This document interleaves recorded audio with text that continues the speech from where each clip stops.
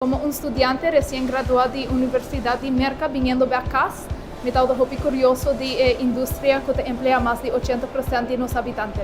4 años pasados, me estaba trabajando en oficina de un hotel como un HR coordinator y ahora he oportunidad de presentar para mi trabajo en un restaurante. Me estaba haciendo entusiasmado con mi servicio así. Lo principal de lo cual me está haciendo es desarrollar guía y inspirar a miembros de mi team, pero también me está involucrado en la parte comercial del restaurante. Todo lo cual trata de compra, de venta y el costo, de lo cual no está haciendo en Lima Bistro, pero también el evento que nos tiene fuera de escena de anoche.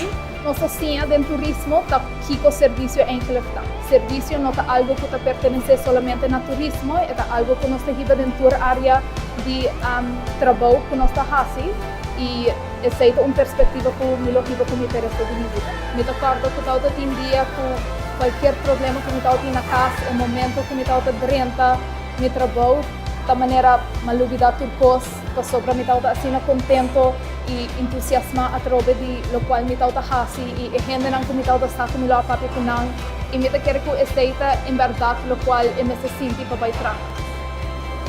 Mi nombre es Sally Verzi y Amica Turismo.